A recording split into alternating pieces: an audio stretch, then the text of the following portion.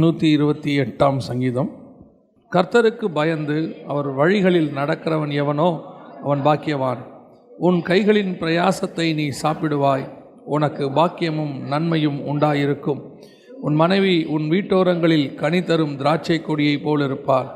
உன் பிள்ளைகள் உன் பந்தியை சுற்றிலும் ஒலிவமர கன்றுகளைப் போலிருப்பார்கள். இதோ, கர்த்தருக்கு பயப்படுகிற மனுஷன் இவ்விதமாய் ஆசிர்வதிக்கப்படுவான். கர்த்தர் சீயோனிலிருந்து உன்னை ஆசிர்வதிப்பார். நீ ஜீவனுள்ள நாளெல்லாம் எருசலேமின் வாழ்வை காண்பாய். நீ உன் பிள்ளைகளின் பிள்ளைகளையும் இஸ்ரவேலுக்கு உண்டாகும் சமாதானத்தையும் காண்பாய். கண்களை மூடுவோம். நல்ல தகப்பனே, எங்கள் சர்வ வல்லமை உள்ள ஆண்டவரே, இந்த அருமையான நேரத்திற்காக உமக்கு ஸ்தோத்திரம். மகிமையுள்ள கரத்தில் எங்களை தாழ்த்துகிறோம். நாங்கள் கூடி வந்து உம்முடைய சமூகத்தில் உட்காரும்போது நம்முடைய வேதத்தின் மகத்துவங்களை சொல்லிக் கொடுக்கிறவராக இருக்கிறீர். துதிகளையும் ஆராதனைகளையும் அங்கீகரிக்கிற எங்கள் ஆண்டவர், உடைய வார்த்தையினால் எங்களை முடிசூட்டுகிறதற்காக உமக்கு நன்றி ஆண்டவரே. ஒரு விஷயம் எங்கள் மத்தியில் உம்முடைய சத்தம் தோணிக்கட்டும் அப்பா. உம்முடைய வார்த்தைகள் கடந்து வரட்டும். உம்முடைய வசனத்தினுடைய ஆழத்துக்குள்ளே நாங்கள் கடந்து போக கர்த்தர் கிருபை தருவீராக. நீர் பேசும் ஆவியானவரே, நீர் பேசும், நீர் மகிமைப்படும். எங்கள் ஆண்டவர் இயேசுவின் நாமத்தில் பிதாவே, அல்லேலூயா. 128 சங்கீதத்தில் நாம் 3வது வசனத்திலிருந்து செய்தியை பார்க்க போகிறோம். குறிப்பாக ஒரே ஒரு காரியத்தை நாம் பார்க்க போகிறோம். உன் மனைவி உன் வீட்டோரங்களில் கனி தரும் திராட்சை கொடியை போல் இருப்பாள் அப்படிங்கிற ஒரு விஷயத்தில் தான் நாம் இன்றைக்கி பார்க்க போகிறோம். சில வசனங்கள் நமக்கு கொஞ்சம் பரிச்சயமான வசனமாக இருக்கும். ஆனால் அதில் இருக்கக்கூடிய சில ஆழமான காரியங்களை நாம் கவனிக்காது இருப்போம். அவ்வளோதான் விஷயமே. அது பரிச்சயமாக நம்ம ரொம்ப ஈஸியாக படிச்சுட்டு போயிட்டே இருப்போம். ஆனால் அது உள்ளே சில கொஞ்சம் டீப்பான விஷயங்களை கர்த்தர் வச்சுருப்பார். அதை மட்டும்தான் நம்ம கவனிக்க மாட்டோம், விட்டுருவோம். அதை சில நேரங்களில் கர்த்தர் நமக்கு வெளிப்படுத்தி கொடுப்பார். இந்த 128 சங்கீதத்தில் நம்மளை பொறுத்த வரைக்கும் இது ஒரு குடும்பம் ஆசீர்வதிக்கப்பட்டிருப்பதற்கான ஒரு சங்கீதம். ஒரு குடும்பம் எப்படி ஆசீர்வதிக்கப்பட்டிருக்கணும் அப்படிங்கிறதுக்கு ஒவ்வொன்றா ஆண்டவர் சொல்லிகிட்டே வரார். ஆனால் குடும்பம் என்பது நம்ம எல்லாருக்கும் தெரிந்திருக்கிறபடி தேவனுடைய மகா பெரிய திட்டம். குடும்பம் என்பது ஆணும் பெண்ணும் என்பது கிறிஸ்துவுக்கும் சபைக்குமான, புருஷன் மனைவி என்பது சபைக்கும் கிறிஸ்துவுக்குமான ஒரு தொடர்பு. அது அப்படியே இன்னும் கொஞ்சம் நீங்கள் அப்படி மாற்றினீங்கன்னு சொன்னால் பரலோகத்திற்கும் பூமிக்குமான ஒரு தொடர்பு, புதிய எருசலேமுக்குமான ஒரு தொடர்பு. பரலோகம் தேவனுடைய சாயலாய் உண்டாக்கப்பட்டது, புதிய எருசலேம் சபையினுடைய சாயலாக உண்டாக்கப்பட்டது, மணவாட்டியாகிய சபை அப்படின்னு சொல்லப்பட்டிருக்கு. ஸோ இந்த குடும்பம் என்பது பரலோகத்தினுடைய மகா பெரிய திட்டம். அந்த திட்டத்தில் ஒவ்வொருத்துக்கும் ஒரு ரோல் இருக்கிறது. அந்த ரோலை பரலோகம் செய்கிற அந்த ரோலை இயேசுவும் செய்வார். இயேசு செய்கிற அந்த ரோலை கணவனும் செய்யணும். புதிய எருசலேம் செய்கிற ரோலை சபையும் செய்யும். சபை செய்கிறத மனைவியும் செய்யணும். இப்போ இது ஒரு மாடல். புதிய எருசலேம் எப்படி இருக்கும் அப்படின்னா அதே மாதிரி தான் சபை இருக்கணும். சபை எப்படி இருக்குமோ அதே மாதிரி தான் மனைவி இருக்கணும். குடும்பம் எப்படி இருக்குமோ அப்படித்தான் சபை இருக்கும். சபை குடும்பம் ரெண்டு மாடல். சபைங்கிறது வேறு இல்லை, குடும்பங்கிறது வேறு இல்லை. நம்ம தான் சபை, நம்ம தான் குடும்பம். நிறைய பேர் என்ன சொல்லுவாங்கன்னா, நாடு சரியில்லை, வீடு சரியில்லை அப்படின்லாம் சொல்லுவாங்க. இது ஒரு சின்ன ப்ராசஸ் தான். நாம் சரியாக இருந்தால் வீடு சரியாக இருக்கும், வீடு சரியாக இருந்தால் நாடு சரியாக இருக்கும். அவ்வளோதான். எல்லாருமே சரியாக இருந்தோம்னா வீட்டில், எல்லா வீடுமே சரியாக இருந்துச்சுன்னா நாடு சரியாக இருக்கும். அப்போது நாம் சரியாக இருக்கணும்னு தான் கர்த்தர் விரும்புகிறார். நாம் கரெக்டாக இருந்தால் போதும், பர்ஃபெக்ட். சில நேரங்களில் அரசியல்லையோ அல்லது ராஜாக்களோ சபைக்கு விரோதமாக எழும்பும்போது நாம் என்ன சொல்கிறோம், ஏன் இப்படி எழும்புனாங்க கர்த்தாவே, எங்களுக்கு ஏன் நேரிட்டது அப்படின்னா, பைபிளை பொறுத்த வரைக்கும் எப்பெல்லாம் தேவ ஜனங்கள் சரியில்லாமல் இருக்கிறாங்களோ அப்போ தான் தேவன் இப்படிப்பட்ட ஆட்களை எழுப்புவார் சபைக்கு விரோதமாக. எதுக்காகனா சபையை சரி பண்ணுறதுக்காக. அதே மாதிரி குடும்பத்தில் ஏன் சில பிரச்சனைகள் எல்லாம் நடக்குதுன்னா, குடும்பத்துக்குள்ளே சிலது சரியில்லை, அதை சரி பண்ணுறதுக்கு தான் கர்த்தர் அதை எழுப்பி விடுறார். அது வரும்போது குடும்பம் சரியாகணும்னு அர்த்தம், ஆராய்ந்து பார்க்கணுன்னு அர்த்தம். இதுதான் ஆண்டவர் வச்சுருக்கிற டிசைன், பைபிளில் உள்ள டிசைன். இன்றைக்கி நாம் குறிப்பிட்ட ஒரு விஷயத்தை என்ன பார்க்க போகிறோன்னா, உன் மனைவி உன் வீட்டோரங்களில் கனி தரும் திராட்சை கொடியை போல் இருப்பாள் அப்படின்னு. மனைவி என்பது சபைக்கு அடையாளமாக இருக்கிறது, நம்ம எல்லாருக்கும் தெரியும். மனைவி என்பது லிட்ரலாக மனைவியையும் குறிக்கிறது, வீட்டில் இருக்கிற மனைவி சகோதரிகளையும் குறிக்கிறது. அப்போ வசனம் சொல்லுது, உன் மனைவி உன் வீட்டரங்களில் கனி தரும் திராட்சை கொடியை போல் இருப்பாள். அப்படின்னா என்ன அர்த்தம் அப்படின்னு கேட்டிங்கன்னா, திராட்சை செடியை போல் இருப்பாள் அல்ல. அங்கே அதான் ரொம்ப முக்கியமான ஒரு வசனமே. அங்கே அதில் கவனிக்க வேண்டிய ஒரு சின்ன வேர்டு என்னென்னா, திராட்சை செடி இல்லை. நம்ம படிக்கும்போது நிறைய பேர் உன் மனைவி உன் வீட்டரங்களில் இருக்கிற திராட்சை செடியை போல் இருப்பாள், கனித்தரும் திராட்சை செடி அப்படின்னு. ஆனால் அங்கே வசனம் அப்படி இல்லை. கனித்தரும் திராட்சை கொடியை போல் இருப்பாள். திராட்சை கொடிக்கும் திராட்சை செடிக்கும் என்ன வித்தியாசம்? வாசிங்க, யோவான் எழுதின சுவிசேஷம் 15ஆம் அதிகாரம் 1வது வசனத்தை வாசிங்க. நான் மெய்யான திராட்சை செடி. செடி யாரு? இயேசு கிறிஸ்து தான் செடி. அடுத்து, என் பிதா திராட்சை தோட்டக்காரர். 5வது வசனம், நானே திராட்சை செடி, நீங்கள் கொடிகள். அப்படின்னா என்ன அர்த்தம்? திராட்சை செடி அல்ல, திராட்சை கொடி தான். நம்ம திராட்சை செடி என்பது யாரை குறிக்கிறது? இயேசுவை குறிக்கிறது. அப்போது உன் மனைவி வீட்டோரங்களில் கனி தரும் திராட்சை கொடியை போல் இருப்பாள். அப்படின்னா என்ன அர்த்தம்? இந்த செடியிலேருந்து வரக்கூடிய கொடி அப்படியே படரும், அதுதான் கனி தரக்கூடியதாக இருக்கும். சில வீடுகளில் நிறைய கொடிகள் இருக்குது, பார்த்துருக்கீங்களா? குரோட்டன்ஸ்னு ஒரு செடி இருக்குது, பார்த்துருக்கீங்களா? மணி பிளான்ட்டுன்னு சொல்லுவாங்க. அதுவும் நல்லா வளர்ந்து என்ன செய்யும்? ஆனால் அதனால் உங்களுக்கு ஏதாவது பிரயோஜனம் இருக்குதா? கனி கொடுக்குமா? அது கனி கொடுக்காது, எதுவும் செய்யாது. ஆனால் திராட்சை கொடின்னு ஒன்று இருக்குது. இந்த திராட்சை கொடியில் என்ன வரும்? கனி வரும். ஆண்டவர் சொல்கிறாரு, உன் மனைவி உன் வீட்டோரங்களில் இருக்கும் திராட்சை கொடியை போல் இருப்பாள். அப்போ திராட்சை கொடியில் கனி வரணும். எல்லாருமே என்ன விரும்புகிறோம்? அத்தனை பேரும், இப்போ மனைவியாக இருக்கட்டும் கணவனாக இருக்கட்டும், என்ன விரும்புகிறோம்? என் மனைவி ஒரு கனி தரும் திராட்சை கொடியை போல் இருக்கணும், நல்ல ஒரு குணசாலியான ஸ்திரீயாக இருக்கணும். இல்லை, கணவனை நம்ம அப்படி தானே விரும்புகிறோம். ஒரு குணசாலியான கணவனாக இருக்கணும், ஒரு அன்பான கணவனாக இருக்கணும். ஆனால் இருக்கிறாங்களா அப்படின்னு கேட்டிங்கன்னா, யாரை கூப்பிட்டு கேட்டிங்கனாலும் ஒரு நெகட்டிவ் தான் இருக்குது இந்த கடைசி காலத்தில். இன்றைக்கி வரக்கூடியதான மீம்ஸாக இருக்கட்டும் அல்லது எது ஒன்றா இருக்கட்டும், பேசும்போதே பார்த்திங்கன்னா கணவன் மனைவியோடைய பிரச்சனையை வச்சு தான் என்ன செஞ்சிட்டு இருக்கிறாங்க, மேக்சிமம் பேசிக்கிட்டே இருக்கிறாங்க. அதுலேயும் குறிப்பாக மனைவிகிட்ட மாட்டுக்கின கணவனை பற்றி தான் நமக்கு நிறையா வருது, எக்கச்சக்கமாக. ஆனால் ரியல் லைஃப்பில் பார்த்திங்கன்னா எங்களுக்கு வர ஃபோன்ஸை பார்த்திங்கன்னா கணவன்கிட்ட மாட்டிக்கிட்ட மனைவியை பற்றி தான் நிறைய வரும், பிரச்சனைகள் வரும். அப்போ பல நேரங்களில் பல சகோதரிகள் கேட்கக்கூடியதான ஒரு கேள்வி என்னென்னா, ஏன் என்னுடைய வாழ்க்கையில் ஒரு ஆசீர்வாதம் இல்லை, ஏன் என் வாழ்க்கையில் ஒரு கனி இல்லை அப்படின்னா, ஆண்டவர் இங்கே தெளிவாக சொல்கிறாரு, நீ கனி கொடுக்கணும்னா நான் திராட்சை செடி, நீங்கள் கொடிகள். ஒருவன் என்னிலும் நான் அவனிலும் நிலைத்திருந்தால் அவன் மிகுந்த கனிகளை கொடுப்பான். அப்போ கனி கொடுக்கறதுக்கு மிக முக்கியமாக இந்த கொடியானது எதை டிபெண்ட் பண்ணி இருக்கணும்? செடியை நம்பி இருக்கணும். செடியோடு இருந்தால்தான் கொடியால் கனி கொடுக்க முடியும். செடியோடு இல்லாவிட்டால் கொடியால் என்ன செய்ய முடியாது? கனி கொடுக்க முடியாது. இன்றைக்கி கடைசி காலம், அது நிறைய அடையாளங்கள் இருக்குது.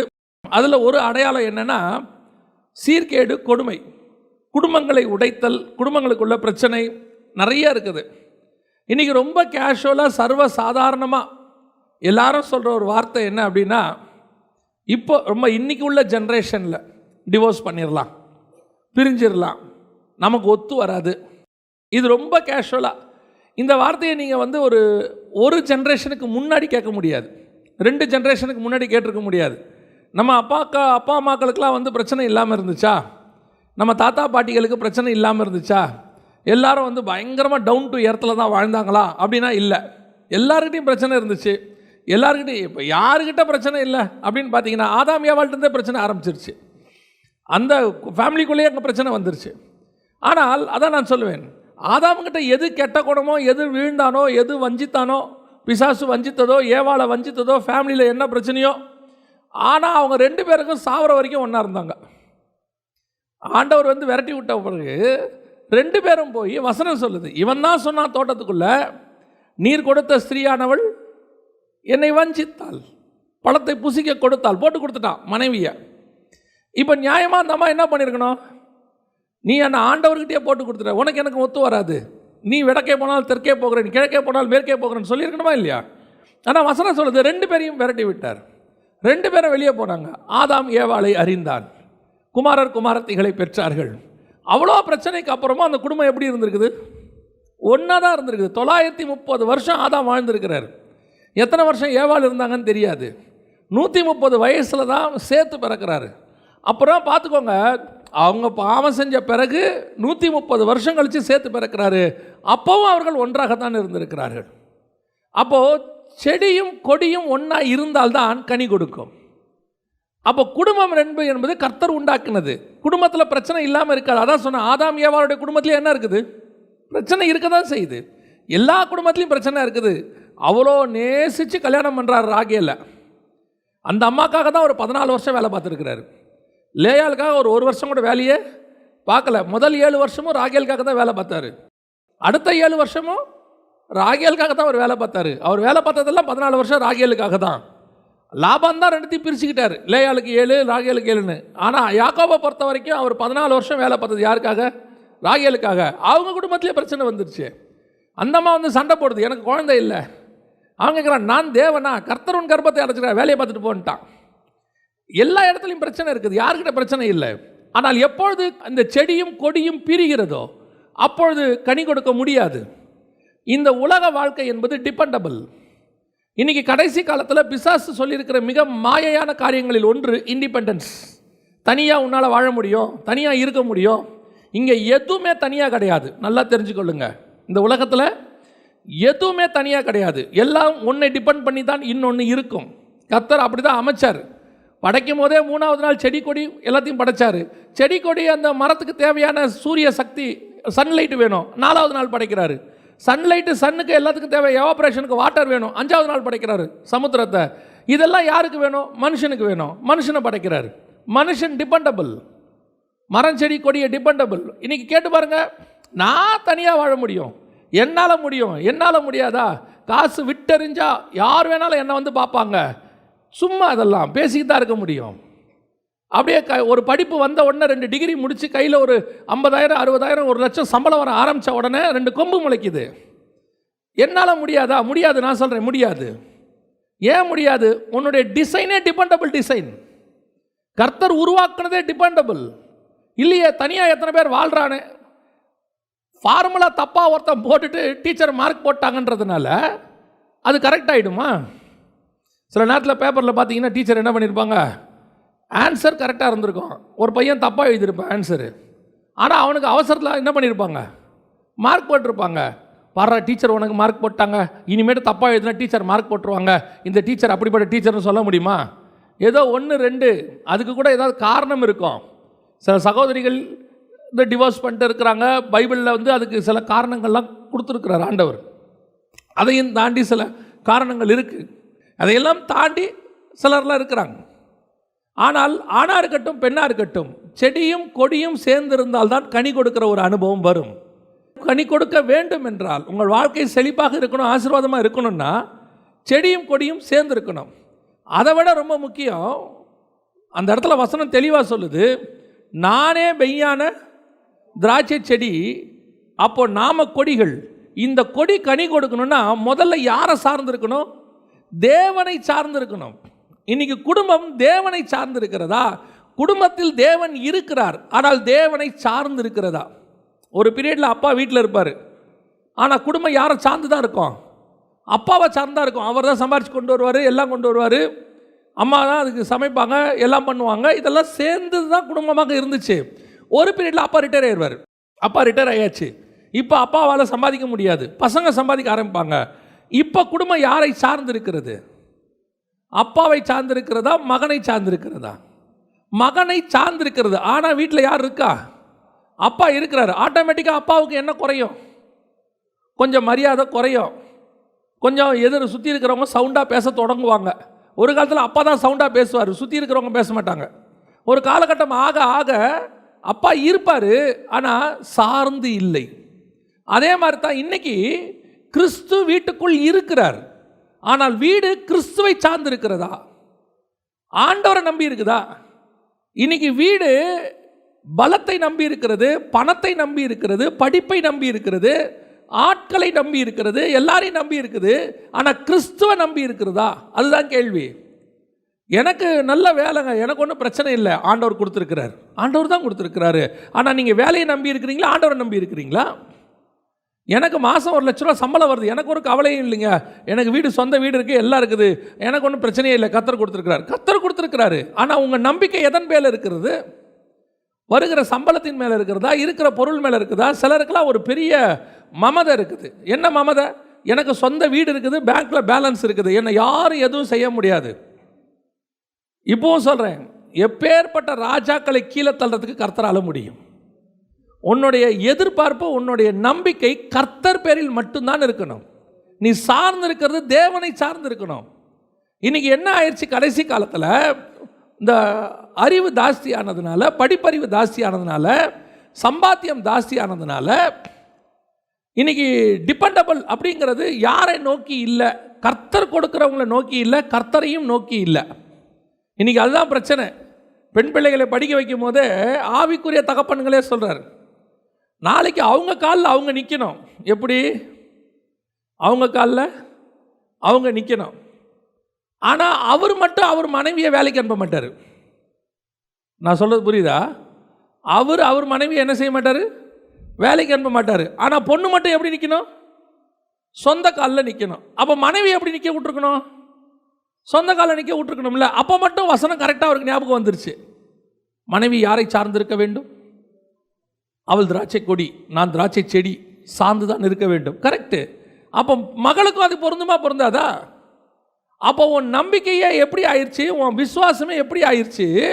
நாளைக்கு வர்ற கணவன் சரியாக இருப்பானோ இருக்க மாட்டானோ, அன்னைக்கு கூட என் மக கவலைப்படக்கூடாது, என் மகளுக்கு ஒரு நல்ல வேலை இருந்தால் அவள் லைஃப் செட்டில் ஆகிடும். உன் பயம், உன் விசுவாசம் அப்படித்தான் ஆகும், அப்படியே தான் ஆகும். ஏன்னா மக படிக்கிறது தப்பு கிடையாது, வேலை பார்க்குறது தப்பு கிடையாது. ஆனால் எதுக்கு படிக்க வைக்கிறீங்க, எதுக்கு வேலை பார்க்க வைக்கிறீங்கன்னு ஒன்று இருக்குது. அறிவை பெற்றுக்கொள்வதற்கு அல்லது சம்பாதிச்சா ஏதோ 2 பேரும் சேர்ந்து நாளைக்கு குடும்பத்தை நடத்துவதற்கு யூஸ்ஃபுல்லாக இருக்கும், நாளைக்கு கணவனுக்கு ஹெல்ப்ஃபுல்லாக இருக்கும்னு சொன்னால் பரவாயில்ல. நாளைக்கு எதுனாலும் சொந்த காலில் நிற்கணும், தனித்து நிற்கணும். பார்த்தோம் தானே, கொரோனா வந்தபோது எவங்கிட்ட பணம் இல்லை, யாருக்கிட்ட பணம் இல்லை, அத்தனை பேர்கிட்டையும் பணம் இருந்துச்சு, காஸ்ட்லி கார் இருந்துச்சு, பேங்க்கில் பேலன்ஸ் இருந்துச்சு, மாற்றத்துக்கு சிலிண்டர் இல்லை, படுக்கிறதுக்கு ஹாஸ்பிட்டலில் ஒரு பெட் இல்லை. கதர்னா அங்கே கோயம்புத்தூரில் கேட்குறாங்க, சென்னையில் ஒரு பெட் இருக்குமா?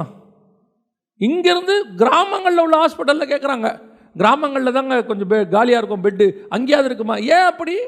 அன்றைக்கி சொல்ல வேண்டியதானே, பணத்தை விட்டெறிஞ்சால் ஆக்சிஜன் சிலிண்டர் வருமா? வராது. கர்த்தர் உன் பணம் ஒன்றும் இல்லை என்பதை காட்டுவதற்காகத்தான் நீ எந்த பணத்தை டிபெண்ட் பண்ணி இருக்கிறியோ, எந்த படிப்பை டிபெண்ட் பண்ணி இருக்கிறியோ. இன்றைக்கி படிப்பு படிப்பு படிப்புன்னு சொன்னோம், 3 வருஷம் பசங்களுக்கு என்ன இல்லை, படிப்பே இல்லை, குவாலிட்டியே கிடையாது, எல்லாம் ஆன்லைன் கிளாஸ். கொரோனா பேட்ச்னு பிரிச்சே வச்சுட்டான். இந்த பேட்சுக்கு பேர் என்னது? Corona batch. ஏன்? ஒழுங்காக படிக்காத பேட்சுன்னு அர்த்தம்.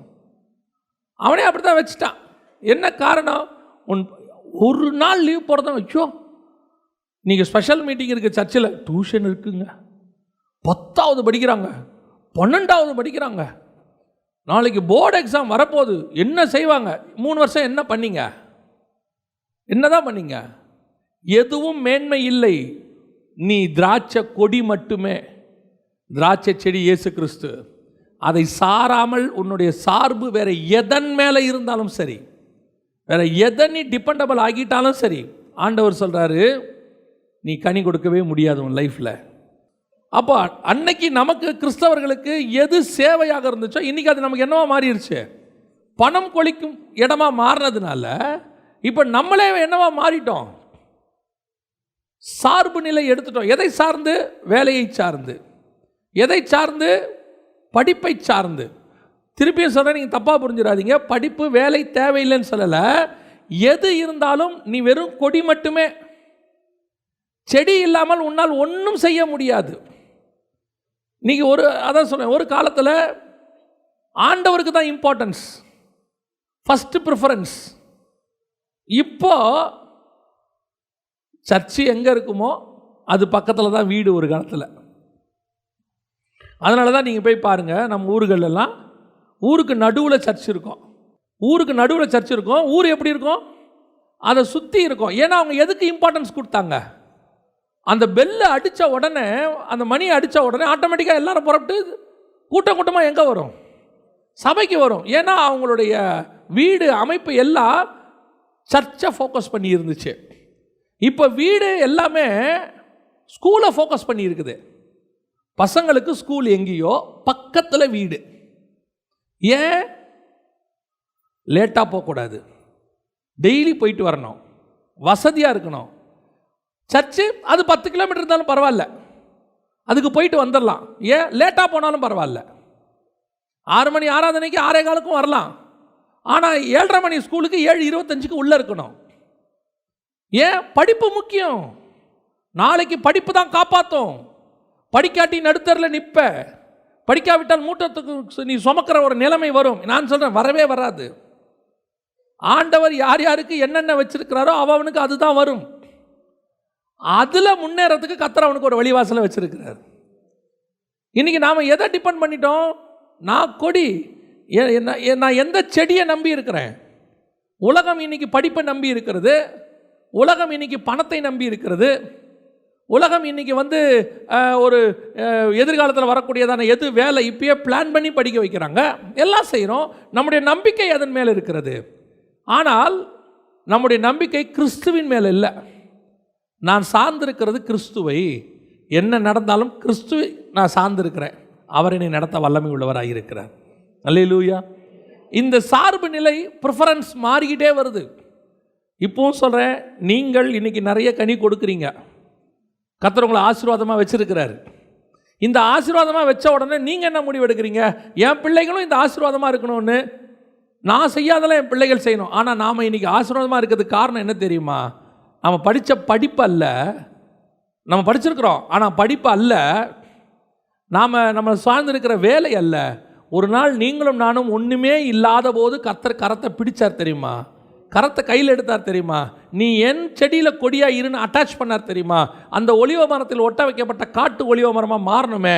அன்னையிலேருந்து தான் நம்ம கனி கொடுக்க ஆரம்பித்தோம். இன்றைக்கி நமக்கு 1 லட்ச ரூபா சம்பளம் வருது, 50,000 சம்பளம் வருது. நாம் ஒரு இன்ஃப்ராஸ்ட்ரக்சர் அமைச்சிருக்கிறோம். ஆனால் நமக்கு ஒன்றுமே வராத போது நமக்கு ஒரு இன்ஃப்ராஸ்ட்ரக்சர் அமைச்சு வச்சவர் தான் நம்முடைய ஆண்டவராக இயேசு கிறிஸ்து. அன்னைக்கு இருந்த டிபெண்டன்சி இன்னைக்கு நீங்கள் ஆண்டவர் மேலே இருக்குதா? அன்னைக்கு இருந்த விசுவாசம் இன்னைக்கு இருக்குதா? இன்னைக்கு கொஞ்சம் பணம் வந்த உடனே, கொஞ்சம் நம்மளோட இன்ஃப்ராஸ்ட்ரக்சர் பெருசான உடனே ஃப்யூச்சர் பயம் வருது. என் பிள்ளைகள் எதிர்காலத்தில் என்ன செய்வாங்க? என்ன மாதிரியே நான் சின்ன வயசில் கஷ்டப்பட்ட மாதிரி கஷ்டப்படுவாங்களா? நீ சின்ன வயசில் கஷ்டப்பட்ட, ஆனால் கர்த்தர் கூட இருந்தார். உன் பிள்ளைகள் கஷ்டப்பட போகிறதில்ல, ஆனால் கர்த்தர் கூட இருப்பாரா? உங்கள் பிள்ளைகள் அந்த செடியை நம்பி இருக்குமா? இல்லை உங்கள் பிள்ளைகள் படிப்பை நம்பி இருக்குமா? பாருங்கள், இங்கேருந்து அமெரிக்கா போயிடுறாங்க. அமெரிக்கா போயிட்டு நல்லா படிக்கணும், பிள்ளைய படிக்க வச்சு, அமெரிக்காவிலலாம் நாளைக்கு படிப்பு இல்லாட்டி எதிர்காலமே இல்லை. கரெக்ட், உண்மைதான். இப்போ அந்த பையனை கூப்பிட்டு கேளுங்க, என்னப்பா நோ காடுங்கிறான், கடவுளே இல்லைங்கிறான். வெளிநாட்டில் படிக்க வச்சுருக்கிறாங்க, கடவுளை பற்றி பேசாதங்கிறான். ஏன்? படித்தாதான் அமெரிக்காவில் எதிர்காலம், படிக்காவிட்டால் அமெரிக்காவில் எதிர்காலம் இல்லை. அவனுக்கு தெரியல, படித்தாலும் அமெரிக்காவில் எதிர்காலம் கிடையாது. படிச்சுட்டும் வேலை இல்லாதவங்க அமெரிக்காவில் இருக்கிறாங்க, படிச்சுட்டும் சம்பாத்தியம் இல்லாமல் கஷ்டப்படுறவங்க இருக்கிறாங்க. அங்கேயும் அந்த நிலைமை இருக்குதுன்னு அவனுக்கு தெரிய மாட்டேங்குது. ஏன்? அவன் மைண்டில் நீங்கள் ஏற்றிட்டீங்க, பிள்ளைகள் மைண்டில் படி படி படி, படிப்பு தான், வேலை தான், சம்பாத்தியம் தான். நான் சொல்கிறேன், உன் மைண்டில் ஏசு ஏசு ஏசுன்னு ஏற்றிக்கிட்டே இருங்க உங்கள் பிள்ளைங்க மைண்டில். அந்த படிப்பு உன் பிள்ளைக்கு நாளைக்கு எதிர்காலத்தை கொடுக்குதோ இல்லையோ, கண்டிப்பாக இயேசு உன் பிள்ளைகளுக்கு எதிர்காலத்தை கண்டிப்பாக தந்துடுவார்.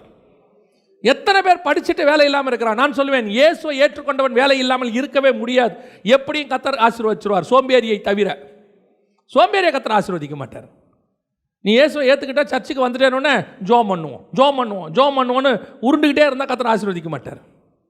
கர்த்தர் கண்டிப்பாக ஆசீர்வதிப்பார். ஆனால் உன்னோட டிபெண்டன்சி கர்த்தர் பேரில் இருக்கணும். ராஜாவாகிறதுக்கு முன்னாடி சவுலுடைய டிபெண்டன்சி கர்த்தர் மேலே இருந்துச்சு. ஆனால் ராஜாவான பிறகு அவனுடைய டிபெண்டன்சி அவனுடைய போஸ்டிங் மேலே போயிடுச்சு. கடைசியில் ராஜாவாக இல்லாதபடிக்கு கர்த்தர் கீழே தள்ளிட்டார். உங்கள் பிள்ளைகளுக்கும் சரி, உங்களுக்கும் சரி, குடும்பத்தையும் சரி, நிறைய மனைவிமார்கள் குடும்பத்தை எப்படி நடத்துறீங்க? எதை சார்ந்து நடத்துறீங்க? வசனம் கீழே சொல்லுது, அந்த 128ஆம் சங்கீதத்தை பாருங்க, என்ன சொல்லுது? இதோ கர்த்தருக்கு பயப்படுகிற மனுஷன் இவ்விதமாய் ஆசீர்வதிக்கப்பட்டிருப்பான். எப்படி நீ இவ்விதமாய் எப்படி ஆசீர்வதிக்கப்படணும்? மனைவி யாரை சார்ந்திருக்கணும்? கர்த்தரை சார்ந்து இருக்கணும். இன்னைக்கு மனைவியாக இருக்கட்டும், கணவனாக இருக்கட்டும், எதை சார்ந்து இருக்கிறோம்? இது ஒரு விதமான, நீங்கள் பார்த்துருப்பீங்க, இந்த கட்டடம் இருக்குது, ஒரு தனி கட்டடம், இதுக்கு பேர் ஒரு சர்ச், அப்படி தானே? ஆனால் ஒரு சர்ச்சு தான். ஆனால் இது உள்ள நூற்றுக்கணக்கான கற்கள் எல்லாம் சேர்ந்து என்ன பண்ணியிருக்குது? சேர்ந்து இருக்கிறதுனால தான் இது ஒரு சர்ச்சாக இருக்குது. நூற்றுக்கணக்கான செங்கல்கள் இதில் உள்ள இருக்குது.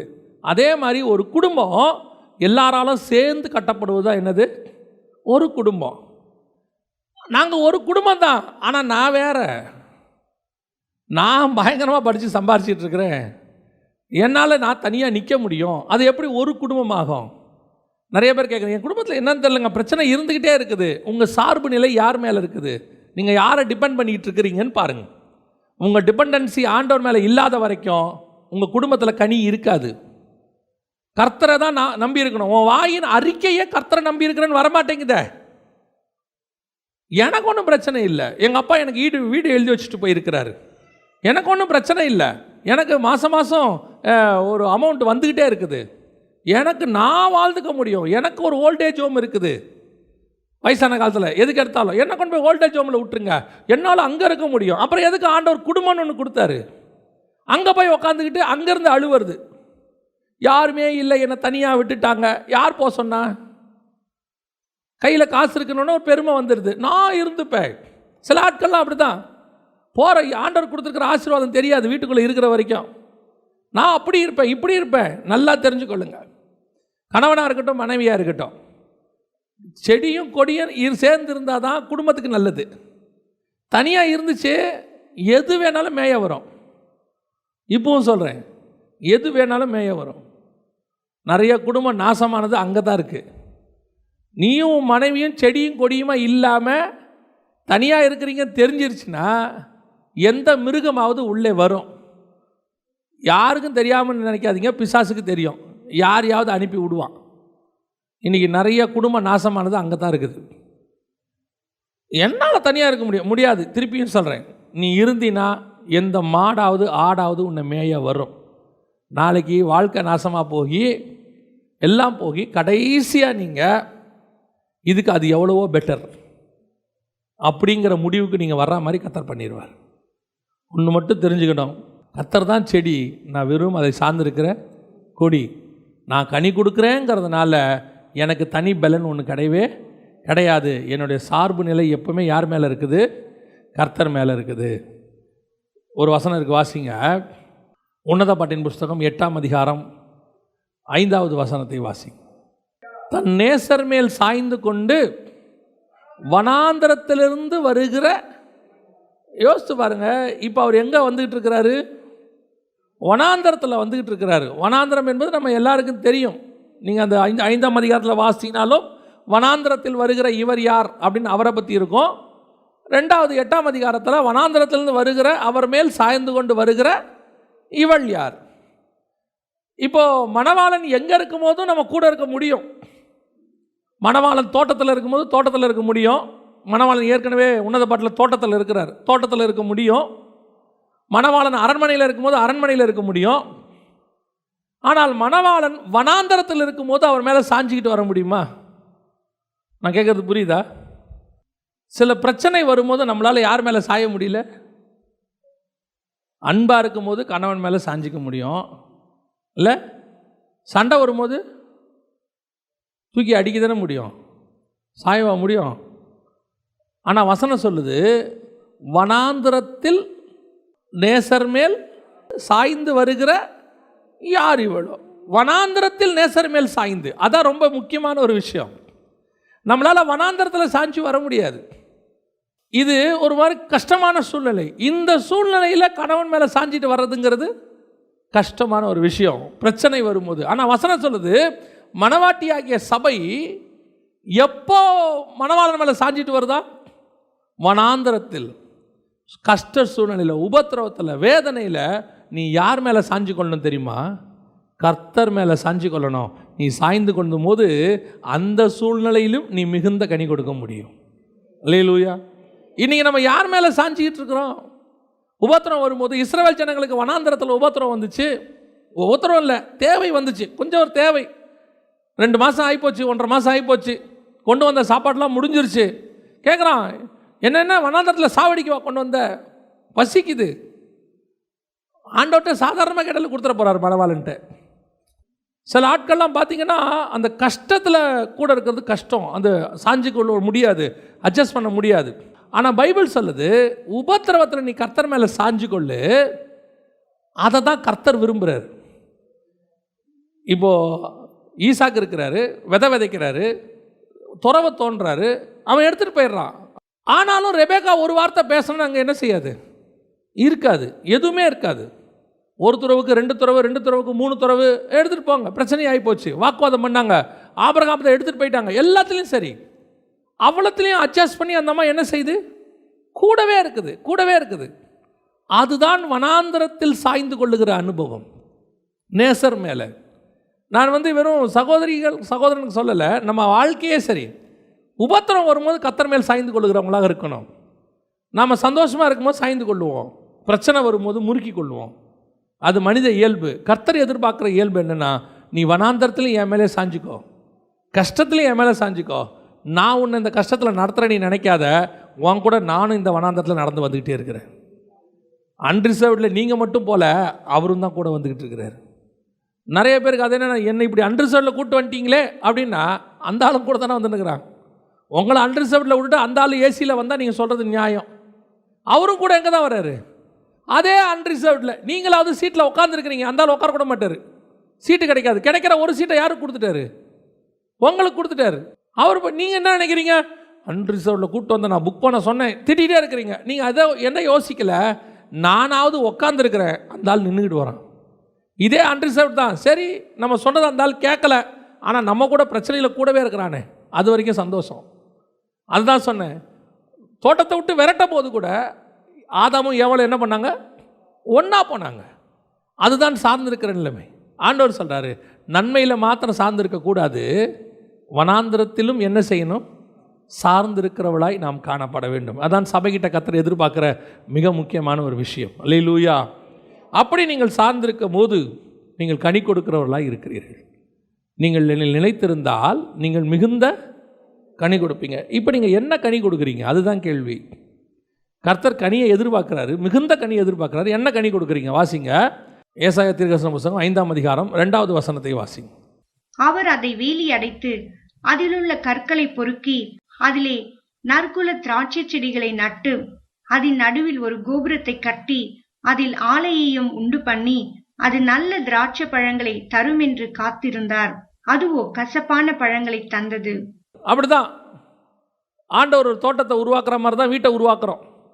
ஒரு வீட்டை கொண்டு வந்து கல்யாணம் பண்ணி எல்லாம் பண்ணி செட் பண்ணி வீடை அரேஞ்ச் பண்ணி எல்லாம் பண்ணிவிட்டு இப்போ என்ன எதிர்பார்க்குறோம், வீட்டுக்குள்ளேருந்து நல்ல கனி கொடுக்கும் என்று அவர் காத்திருந்தார். ஆனால் 7வது வசனம் வாசிங்க, 7வது வசனம். சேனைகளின் கர்த்தருடைய திராட்சை தோட்டம் இஸ்ரவேலின் வம்சமே, அவருடைய மன மகிழ்ச்சியின் நாற்று யூதாவின் மனுஷரே, அவர் நியாயத்துக்கு காத்திருந்தார். 2வது வசனத்தில் எதுக்கு காத்திருந்தார்? நல்ல கனிக்கு காத்திருந்தார். நல்ல கனினா என்ன? அவர் நியாயத்திற்கு காத்திருந்தார். கசப்பான பழங்களை தந்தது. எது கசப்பான பழம்? இப்போ 7வது வசனம், அவர் நியாயத்துக்கு காத்திருந்தார், இதோ கொடுமை, நீதிக்கு காத்திருந்தார். அப்போ கர்த்தர் எதிர்பார்த்த நல்ல கனி நீதி, நியாயம். ஆனால் வீட்டுக்குள்ளே வரக்கூடியதான கசப்பான கனி எது? எது? கொடுமை, முறைப்பாடு. இன்னைக்கு இந்த 2 கனிகளில் எந்த கனி வீட்டுக்குள்ளே இருக்குது? நாம் எல்லாருமே கிறிஸ்துவைத்தான் நம்பிக்கிட்டு இருக்கிறோம். எல்லாருமே கிறிஸ்துவை சார்ந்திருக்கிற குடும்பம் தான். அவர் தான் செடி, நாம தான் கொடி. நம்ம இயேசுவை தான் நம்புகிறோம், சர்ச்சுக்கு வரோம், நம்ம நல்லா தான் ஆராதிக்கிறோம், பரிசுத்தாவின் அபிஷேகத்தை பெற்றிருக்கிறோம்.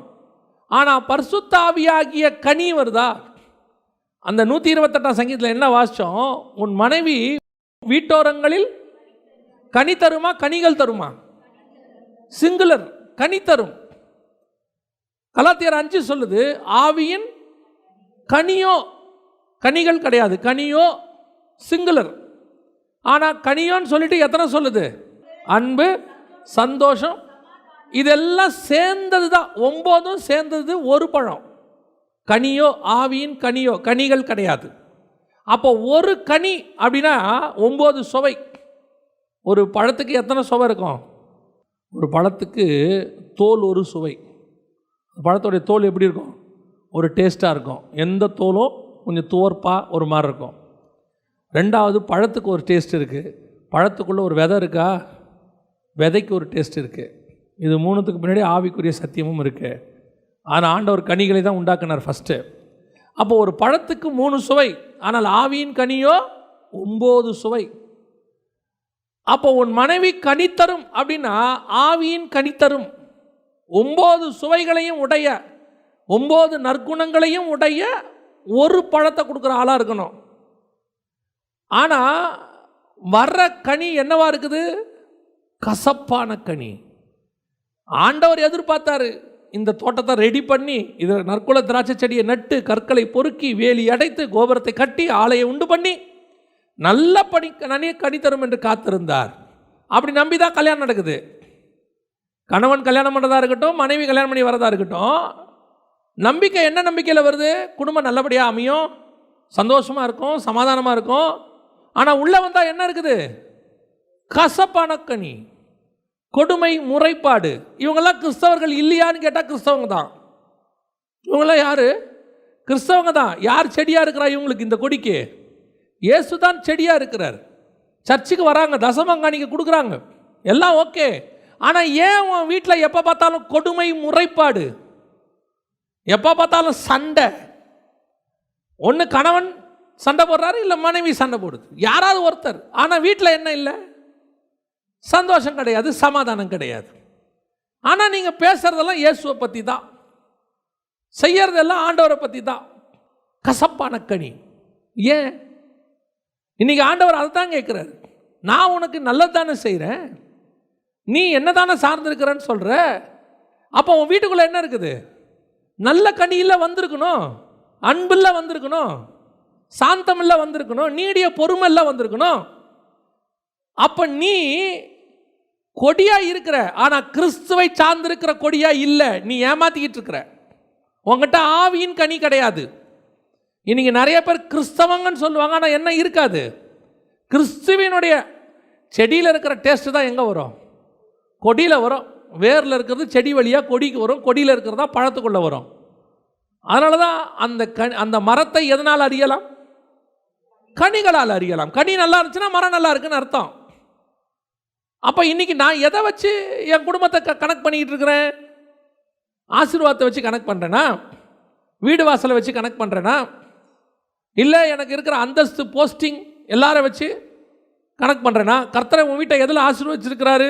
எனக்கு காரு கொடுத்துருக்கிறாரு, எல்லாம் கர்த்தரை நல்லா ஆசீர்வச்சிருக்கிறாரு. ஆனால் உன் வீட்டில் சமாதானம் இருக்குதா? இன்னைக்கு எத்தனை வீடு நல்லா சம்பாதிக்கிறாங்க, காசு இருக்குது, பொருள் இருக்குது, சாப்பிட்றதுக்கு தேவையானது எல்லாம் இருக்குது, பேங்க்கில் பேலன்ஸ் இருக்குது, ஆனால் உன் வீட்டுக்குள்ளே சமாதானம் இருக்குதா? நீயும் கணவனும் ஒன்றா இருக்கிறீங்களா? நீயும் மனைவியும் ஒன்றா இருக்கிறீங்களா? எத்தனை பேர் பிரிஞ்சு டிவோர்ஸ் வரைக்கும் போயாச்சு, டிவோர்ஸ் அப்ளை பண்ணியாச்சு. என்ன காரணம்? மேரேஜ் கிறிஸ்டியன் ஆக்டில் தான் வந்திருக்கு. கல்யாணமே கிறிஸ்தவ முறைப்படி நடந்திருக்குது. ஊழியக்காரன் தான் கல்யாணம் பண்ணி வச்சிருக்கிறான். ஆனால் வீட்டுக்குள்ளே வரக்கூடிய கனியில் என்ன கனி? கசப்பான கனி, கொடுமை, முறைப்பாடு. இஸ்ரவேல் ஜனங்கள்கிட்ட ஆண்டவர் எவ்வளவு அன்பா இருக்கட்டுமே, முறைப்பாடு. எகிப்தில் 10 வாதையை நடத்தி எகிப்தியர் மத்தியில் அந்த 10 வாதையில் ஒன்று கூட யாருக்கு வரல? இஸ்ரவேலுக்கு வரல. இதுவே எவ்வளோ பெரிய விஷயம். செங்கடலை பிளக்கிறாரு, அக்னி ஸ்தம்பம், மேகஸ்தம்பம் வருது. இவ்வளோ அற்புதத்தை செய்கிற ஆண்டவரை பார்த்து முறைப்பாடு.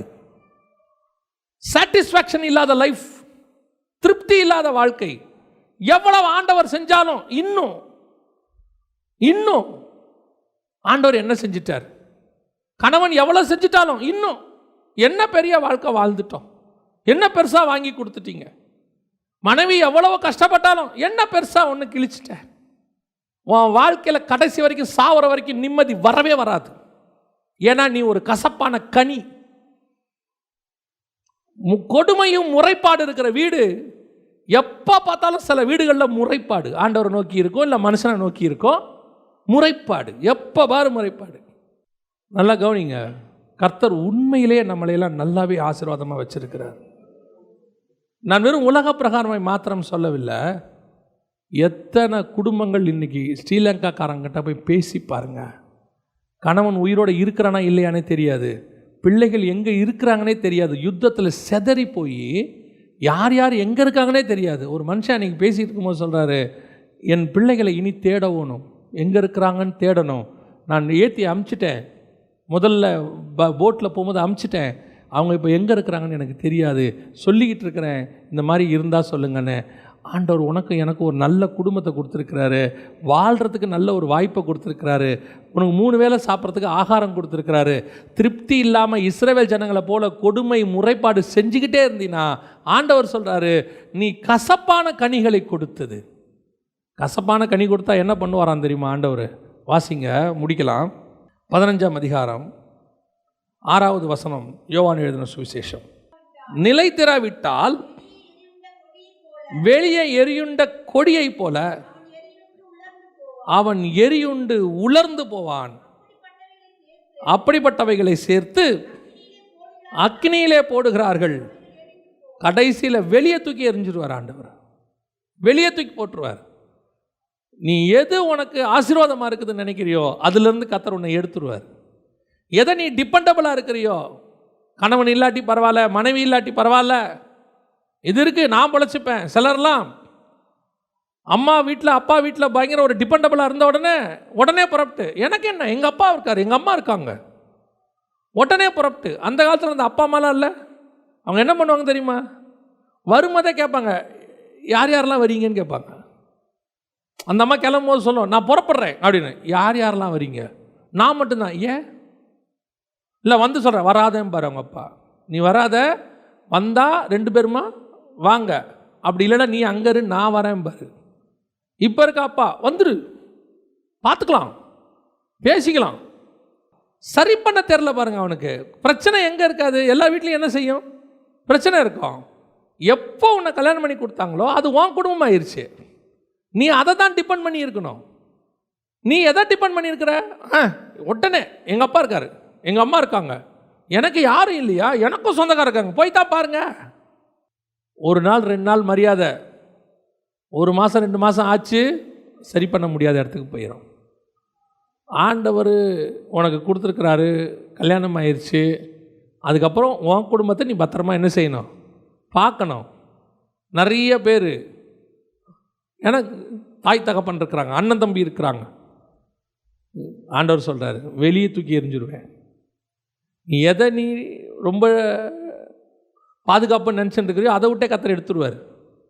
எந்த அப்பா அம்மா உனக்கு பாதுகாப்பு, எந்த அண்ணன் தம்பி உனக்கு பாதுகாப்பு, எந்த வேலை பாதுகாப்பு, எந்த சம்பாத்தியம் பாதுகாப்பு நீ நினச்சிட்டு இருக்கியோ கர்த்தர் என்ன பண்ணிடுவார்? அதிலிருந்து வெளியே தள்ளிடுவார். நிறைய பேருக்கு அதான் நடந்துகிட்ருக்குது. போய் முதல்ல ஒப்புரவாகுங்க, ஆண்டவரோடையும் ஒப்புரவாகுங்க, குடும்பத்தோடும் ஒப்புரவாகுங்க. குடும்பத்தோட ஒப்புரவாகுனா சில சூழ்நிலைகள் இருக்குது, பைபிள் சொன்ன சில சூழ்நிலை இருக்குது, அது நிமித்தம் நீங்கள் வந்திருப்பீங்க. பாருங்கள், கணவன் இறந்து போயிட்டு சில மனைவிகள்லாம் இருக்காங்க, அவங்க எவ்வளோ கஷ்டப்பட்டு வாழ்க்கையை நடத்துகிறாங்கன்னு அவங்கக்கிட்ட போய் கேளுங்க, தெரியும். மனைவி இறந்துட்டு கணவன் வந்து சந்தோஷமாக இருப்பார் நம்ம நினைக்கிறோம். ஒரு 75-80 வயசு ஒருத்தர், மனைவி இறந்துட்டாங்க, நானும் 6 மாதமாக பார்க்குறேன், அழுதுனே இருக்கிறார் இன்னும். எனக்கு அவரை பார்த்தா ஆச்சரியமாயிருச்சு. இப்போ அவரை கேட்டேன், ஏன் பெரியப்பா இப்படி அழுவுறீங்க அப்படின்னு. அவ்வளோ நேசிருக்கிறார் பாருங்க. அந்த அம்மா இல்லாத போது தான் அவருக்கு என்ன தெரியுது, அதோடைய அருமை தெரியுது. சில ஆட்களுக்கு இருக்கும்போது என்ன செய்ய மாட்டேங்குது, தெரிய மாட்டேங்குது. போன பிறகு தான் என்ன பண்ணுறான். ஆனால் அவர் உண்மையில் இருக்கும்போதே நல்லா தான் பார்த்துருக்கிறார் அந்த அங்கிள். எதுக்கு சொல்கிறேன், சில நேரத்தில் எதை நாம் டிபெண்டபிளாக நினைக்கிறோமோ கர்த்தர் என்ன பண்ணிடுவார், வெளியே எடுத்து போட்டுருவாராம். எரியுண்டு போகும். கடைசியில் வசனம் சொல்லுது, அக்கினியில் எரிந்து போமா, அவைகள்லாம் நெருப்பில் நரகத்துக்கே போயிடுமா. டிவோர்ஸ் பண்ணுறவங்களுக்கு நிறைய பேருக்கு தெரிய மாட்டேங்குது, அது தேவனுடைய சித்தம் இல்லை. பிரச்சனை வந்தாலும் போராட்டம் வந்தாலும் ஓடிக்கிட்டே தான் இருக்கணும், சால்வ் பண்ணிகிட்டே தான் இருக்கணும். பேசி சால்வ் பண்ணி ஓட்டத்தை என்ன செஞ்சிடணும். சில அப்படி என்ன கஷ்டப்பட்டு ஓடணும், உடனே அடுத்ததை பார்த்துட்டு போகலாமே. எத்தனை பார்த்துக்கிட்டு போவீங்க உலகத்தில், இப்படியே மாற்றிக்கிட்டே எத்தனைக்கு போவீங்க. இல்லை, ஆண்டவர் நமக்கு அப்படி சொல்லவே இல்லை. கல்யாணம் பண்ணுறதுக்கு முன்னாடி நல்லா யோசிக்கணும், யோசிச்சு கல்யாணம் பண்ணிடணும். கல்யாணம் பண்ணிட்டீங்களா, வாட் எவர் இட் இஸ், ஓட்டத்தை ஓடித்தான் முடிக்கணும். கஷ்டப்பட்டாவது என்ன செய்யணும், ஓடணும். ஏன், நீ இங்கே கஷ்டப்பட்டாலும் நீ ஓடினதுக்கு கர்த்தர் அங்கே உனக்கு ஒரு பலனை கொடுப்பார். இங்கே பலன் இருக்குதோ இல்லையோ, அவன் என்ன ஆண்டவர் என்ன நினைப்பா தெரியுமா, அவ்வளோ உபத்திரத்துக்கு நடுவில் உண்மையும் உத்தமாக ஓடி முடிச்சிட்டான், பிச்சுக்கிட்டு போகாமல் என்ன பண்ணிட்டான், ஓடி முடிச்சிட்டான்னு கர்த்தர். இது நிமித்தம் கர்த்தர் என்ன செய்வார், இது ஒரு ஆசீர்வாதம். நமக்கு வேற என்ன உபத்திரம் இருக்குது?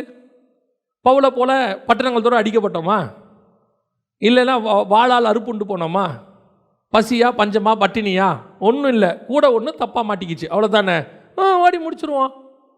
அப்படியே அட்ஜஸ்ட் பண்ணி ஓடி முடிச்சு கர்த்தர்கிட்ட போய் சந்தோஷமாக என்ன செஞ்சிருவோம், பலனை வாங்கிடுவோம். அதுதான் நல்லது. இல்லாவிட்டால் ஒன்று மாற்றி ஓடிக்கிட்டே இருந்தீங்கன்னா இங்கே வேணா உங்களுக்கு அந்த சந்தோஷம் கிடைச்சிரும், இழந்தது உலக பிரகாரமாக. ஆனால் தேவனுக்கு முன்பாக நிற்கவே முடியாது, நியாயத்தீர்ப்பில் நிற்க முடியாது, அக்கினியிலே எரியுண்டு போகும். அல்லேலூயா. நிறைய ஊழியக்காரங்கிட்ட பேசும்போது நான் கண்டுபிடிச்ச ஒரு விஷயம், அவங்க ஊழியங்கள் ஏன் ஆசீர்வதிக்கப்பட்டிருக்கு, அவங்க மனைவி எல்லாரும் பர்ஃபெக்டா அப்படின்னு கேட்டிங்கன்னா, கணவன் எல்லாம் பர்ஃபெக்டானா இல்லை, எல்லாருக்கும் பிரச்சனை இருக்குது. நிறைய ஊழியக்காரங்க, பெரிய பெரிய ஊழியக்காரங்க குடும்பத்தில் கூட பிரச்சனை இருக்குது. ஆனால் அதுக்கு நடுவில் அவர்கள் அதோடு கூட ஓடி முடிச்சிட்டாங்க. அதனால் கர்த்தர் அவங்களை ஆசீர்வதிச்சிட்டார். அல்லேலூயா. கடைசியாக ஒரே ஒரு வசனத்தை மட்டும் வாசிங்க, முடிக்கலாம். 8வது வசனம் வாசிங்க, 15:8. நீங்கள் மிகுந்த கனிகளை கொடுப்பதினால் என் பிதா மகிமைப்படுவார், எனக்கும் சீஷராய் இருப்பீர்கள். இப்படி உண்மையா கனி கொடுக்குறவங்களா இருந்துட்டீங்கன்னா நரகத்துக்கு தப்பிக்கிறீங்க, கனி கொடுக்குறீங்க, அதெல்லாம் ஒரு பக்கம். உங்கள் மூலமாக பிதா மகிமைப்படுவார். அதுக்கு தான் ஆண்டவர் நம்மளை வச்சிருக்கிறார். நான் எப்பவும் சொல்லுவேன், வீட்டுக்குள்ளே நிறைய பிரச்சனை இருக்கும், எல்லாருக்கும் இருக்கும், எனக்கும் உண்டு, எல்லாருக்கும் உண்டு. ஆனால் வெளியே குடும்பமாக வரும்போது ஒரு ஆசீர்வாதம் இருக்குது இல்லையா? ஃபேமிலியாக வர்றதுங்கிறது ஒரு ஆசீர்வாதம் தான். சில இடத்துக்கு தனியாக போகிறோம், அது வேறு விஷயம். இப்போ ஊழியத்துக்கு போகிறோம், தனியாக போகிறோம், சில இடத்துக்கு தனியாக போகிறோம், அது வேறு விஷயம். ஆனால் அவங்க குடும்பமாக இருக்கிறாங்கன்னு கேட்குறதே ஒரு கர்த்தர் அவங்கள இணைச்சாரு. அடித்தாங்களோ பிடிச்சாங்களோ கடைசி வரைக்கும் என்ன செஞ்சுக்கிட்டு இருக்கிறாங்க, ஓடிக்கிட்டே இருக்கிறாங்க. அவருக்கு டிவோர்ஸ் ஆகிடுச்சிங்க, இது 2வது கல்யாணம். அவர் ஏற்கனவே 2 டிவோர்ஸ் ஆகி இது 3வது கல்யாணம். கேட்க நல்லா இருக்கா? எப்படி இதில் பிதா மகிமைப்படுவார்? இதில் எங்கேயாவது வேத வசனத்துக்கான உண்மைத்தன்மை இருக்குதா? அதான் நான் திருப்பியும் சொல்கிறேன், கல்யாணம் பண்ணுறதுக்கு முன்னாடி நல்லா யோசிங்க, ஜெபம் பண்ணுங்கள், உபவாசம் பண்ணுங்கள், தேவ சித்தமானு கேளுங்க. கல்யாணம் பண்ணிட்டீங்களா, அதுக்கப்புறம் யோசிக்கவே கூடாது, அவ்வளோதான். ஜபத்தோ அதை விட ஒருவேளை சரியா இல்லைன்னு உங்களுக்கு தோணுதா, அதை விட ஜபத்தோடு அதை ஓட்டணும். ஜபத்தால் மாறாதது ஒன்றும் இல்லை. ஒருவேளை உங்களுக்கு சரியாக படலைன்னு தோணுதா, நல்லா ஜெபம் பண்ணுங்க. ஆனால் கனி கொடுக்குறவங்களா மாறிடுங்க, கசப்பான கனி கொடுத்துடாதீங்க, பிதா மகிமைப்படாமல் போயிடுவார். நம்ம கேவலப்படுறது ஒரு பக்கம், நம்மளை அழைச்ச ஆண்டவருடைய பேர் என்ன செஞ்சிடக்கூடாது, கேவலப்பட்டு படுறோம். அல்லேலூயா. நம்ம குடும்பம் எப்படியோ அப்படியே சபை. அந்த சபையில் நிறைய டிவோர்ஸுங்க. இது எப்படி இருக்குது, அந்த சபையில் சந்தோஷம் சமாதானம் எப்பவும் இருக்கும், உள்ளே போனாலே ஒரு சமாதானம் இருக்கும். இது எப்படி இருக்குது? இதுதான் கர்த்தர் ஆசீர்வதிக்கிற ஆசீர்வாதம். அல்லேலூயா. நம்ம ஜெபம் பண்ணுவோமா எல்லாம் தேவ சமூகத்தில்? ஆண்டவர் நோக்கி பார்ப்போமா? நம்ம எல்லாம் நம்ம குடும்பங்களுக்காக ஜெபம் பண்ணுவோமா? இங்கே நிறைய பேருடைய குடும்பங்களில் பிரச்சனைகள் இருக்குது.